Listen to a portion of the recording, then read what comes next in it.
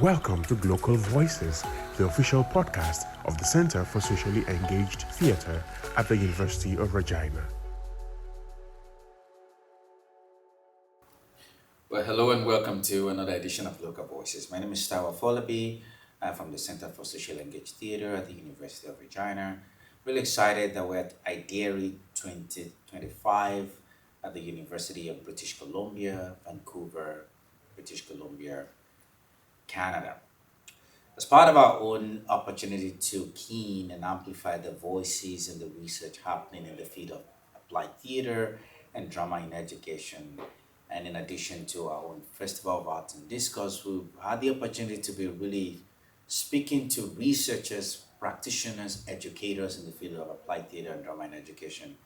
And in this episode, we're going to be talking to two remarkable researchers from Norway. And they're going to be speaking about the work that they do in applied theatre and drama and community-based research and all of that within their context. Before I introduce them, I'd like to give a quick shout out to those behind the screen, the camera, Gabriel, Friday, and of course, Walter, Stridham, Shola John, Caleb Adeshina, and Tara Eldred for all of the work that they're doing just to make all of these happen. With that, I'd like to introduce you, and I have to look at my note here, and I might probably not pronounce the name correctly, and I've apologized in advance. But I want to try, because I think that part of what we've learned in our work with immigrants and people of different color is we need to try, people of different race and cultures. We need to try. It's important we try and really understand. And if they actually speak, if I speak their language, it will be better. But thanks to them that they speak English. So I'm really appreciative of that. So I'm going to be talking to Mette book Lyngstad. Almost there. Almost there. Almost there. And Marianne Nødtvedt. Knudsen. Yeah, good. Nice. I know I didn't pronounce it properly, but the goal is really for me to try. It's good to have both of you, Mette and Marianne. And maybe you want to just quickly introduce yourself. We'll start with you and then we'll go to Mette. Mm-hmm. Over to you. Yes, Marianne Nødtvedt. I work at the university in Agder. It's based in Kristiansand, Norway. And I've been teaching in drama and theatre for some decades now, both in the cultural school and also at the university and in high school. Yes, so that was like a short brief. Short introduction. We're going to come back to it. Yeah. Yes. Yeah, my name is Mette Lyngstad, and I'm a professor in drama and applied theatre, working in Western Norway, University of Applied Sciences, where I've been since year 2000. So, whoop, 25 years gone. Wow. So really, for the next 15 minutes, I'll be talking to both of them, both professors who are really working in the field of applied theatre, drama in education, community-based art, and all of that. So I'd like to turn to both of you, and maybe we'll start from you, and we'll come back to you so that we can rotate it. What's the landscape? What does it look like from your research and the kind of research that you do in Norway, applied theatre, drama in education? What do you want to share about that, first of all? My goal interest for the last years have been to working with drama and applied theatre with groups that are marginalized in our society. So that means I've been working with women with immigrant background. I've been working with dialogue of religion, and the last years I've been working with people with substance addiction and significant others. So I've started something I call Dream Catchers. It's a storyteller workshop where we make, working with their own stories, we share stories, and we are making a play where we show it on conferences and other places. Okay. Yeah, I've been working with theatre in prison for 12 years in high security and low security prisoners in Norway. So I made this performance together with inmates, and we show that inside a prison, and sometimes I have managed to open up for the audience to come inside a prison.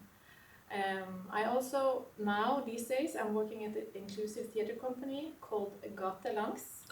Yes, and we have a huge variety in the members from age 7 to 70, with former drug addicts or in institutionalized bodies in different ways. And also with immigrant women with this project called The Voices. And I have to have a shout out for Gabriela Melo Larsen. She's a Brazilian woman and making this happen inside our community. Amazing. Both of you are really doing remarkable work in your context. What's your process? What does it look like? How do you go about it? How do you do it? What method do you use? I just dive into it. I use a lot of improvisation and devised theater methodologies, but it also depends on the context, of course. That's right. Sometimes it could be forum theater strategies, or it could be drama pedagogical strategies. But these days, working with the gatelangs, I work more with artistical methodologies. Yeah, so that will be devising mostly, I think. Devising. Yeah, music, dance, etc. Mette, what about you? For me, it's also a lot about how do I get in contact with the people that I'm going to work with. I have been working for 10 years maybe with a doctor about how to communicate with your patients. And we went into a research project where we collected stories from patients meeting with the doctors, and especially stories from people with substance addiction, and they were not good. So we were working with that, with doctors and with theatre people, but my dream was always to work with people with substance addiction. So when I got a contact in that field and we started to think about how could we start, and the dream catcher came up, we invited people on through the group, and in like 2 minutes or 10 minutes the group will fill up. So I think it's important to show that there's a different way to catch up and to work and to see other sides of a human being, and to make and think diversity when you work with different groups. I'm going to ask you sort of like, again, I have the opportunity to talk to two professors from Norway, so why not? I'll ask. Within the context of applied theatre and drama in education, and any other term that you call it, because I think from country to country, there are different shapes. What are the highlights of some of the research that you see coming out from your country? That's a good question. Well, I'm talking to two professors, so I have to ask the yeah, tough question. Of course, yes. We could start with say something about the research for our own project. Absolutely, yes, at least absolutely. that's what we know. And what we see is that you never know what comes out of it from the beginning, even if you have your attention. But when you try to really follow the people you're working with over a longer time, and you make interview with them and talk with them, in the end, you will see that there have been a lot of changes within the people, and also within the group, that what happens to the group. And some of them, like they said, some of them have dared to start dreaming again. Someone else has said that I found the one I lost from behind. I found that the side of me I really was missing. So, and it's also it's interesting to see how they take care of each other. They advise each other. They bring in love and care in their workshop of creativity. And that's collaboration. And the communities that we are making through this kind of different projects, it also reflects on that thought. And also I see doing this kind of work, both artistically and researching on it, going to another paradigm. We're going more into the performative paradigm of how we research and doing research. So that's also very like groundbreaking in a way. Not groundbreaking, that's maybe the wrong word, but we're going in that direction. It's an alternative way of engaging. Yeah, exactly. And also the artistic, what do you call it? Not a product, but the performance, for instance. That's also a research result. The artistic output. Yes, an output. And I think that's also very important to mention, that it has good value. And I see working with different kind of groups democratically, as democratic we can be, and how to be transparency, and how they can take their ownership of the thing we're making and performing. So me as an artistic director, for instance, stepping back and let the group accept responsibility for how we stage, for instance, the stage. That's right. Yeah. Yeah, it is. But it's also interesting to see how important it is for us to put the artwork in the center. That's Even right. if we know there comes a lot out of it, it's the art that brings the magic in one. And I remember once that I made a podcast with one of my dream catchers, and the one that made the podcast was writing about me. She lifts people with their stories. And the dream catchers said, no, you don't do that. You lift the story and help us to lift the story. They lift the story themselves, but I'm helping them in the process. That's right. And because the stories are lifted, we get lifted. I want to come back to you, Marianne, because you work in high school. I did, yeah. You did work in high school. When you and I also know from the Scandinavian, the work, early childhood education, theater for young audience, all of that sort of, it's at the center of that entire space. What are some of the things that you want us to learn, or you want the audience, people that will be watching this later, to know about drama in education within the context of Norway, from the context of your own work that you want to share? I think actually now we are in this research project of the high school with music, dance and drama. That's right. Yeah.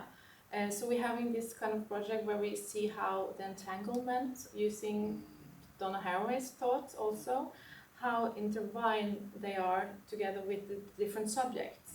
And how can we as teachers in this environment not say what to make, so the students make what they think we want, but instead we turn it and what does the student want to make. That's right. And then we can be just around or not even present, but we have to give them some tools. And how do we give them those tools of artistic work in a way? And I think that's very interesting at the moment in our work, yeah. And it was something about here at IDIERI as well, as somebody said, that give the students a choice and give them what was it? A choice and a chance? No, what was it? Okay, you have to take away that. Choice and chance. It's no, fine. it's a choice and what was the other? Okay, then we had to forget it because I just had it. It was the choice. Wasn't it? Do you remember? Okay. Oh, okay. Then we forgot it. Okay, you just cut away this. We'll cut it. That's fine. Okay. It's okay. But, That's not to cut. yeah. That's fine. I think what's interesting is about the Norwegian system. What we are kind of struggling with is to let the politician and everyone understand the importance of learning through the body, Yeah. the head, the heart, the whole body. And that's all our region and our country. And also in that we are diving into this performative way of pedagogy. Yeah. And I think that's also very interesting how we explore that. So we are making drama and theater activities, but we are also trying to lift them to a performance pedagogy strategies. And how can that influence the work we are doing? Also for the politicians as well. Yeah. You did mention that you are working with community like refugees, immigrants, and substance abuse and all that. What do you think that some of the things that you've done, how has that also helped you in your own journey of becoming? Oh, it's helped me a lot. I remember first time I was working with people with had been refugees, and one of them told me, but I've always wanted to tell my story, but nobody asked me. And then I was questioning myself, who am I that doesn't ask? So I brought it back to my students and to my children. Never be afraid of asking. A lot of people want to tell their story. And how can we use drama and theatre to work also with personal stories? But I love working with fiction, and I really mean that you can explore a lot through going into other shoes. But you shouldn't be afraid of your own stories either. It's amazing. It's my last question for both of you. What are your aspirations as you, and I know that both of you, the kind of work you do in university, and you've impacted lives, you've graduated students and all of that. But I still know that there are still aspirations.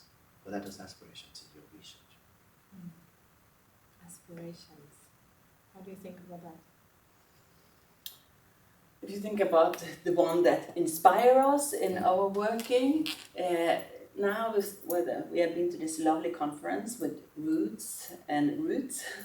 It's important to think about all our colleagues that are now retired, that have been really inspiring, but also the pioneers from other countries like Dorothy Hetcott, or your professor here, George Bellevue, where me catching up with new colleagues and finding new ways of working that inspire a lot.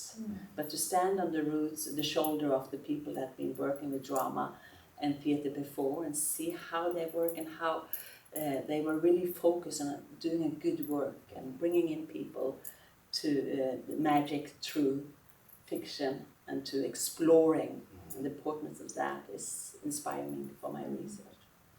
And I also think belonging in a way, because moving a lot in the country or within yourself, find someone you belong to in different, and you can make new roots in a way.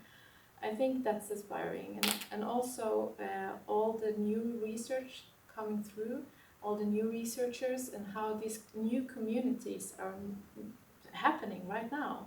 And I think that's also important. We have to remember who the shoulders we stand on. This is my former teacher, for instance. So I also stand on these shoulders. Yeah, exactly. So that's also aspiring, and we have to acknowledge that also, I think. But it's lovely to combine the history and the now. Yeah. And especially also that I'm so inspired by you, Marianne, and all the lovely work you do.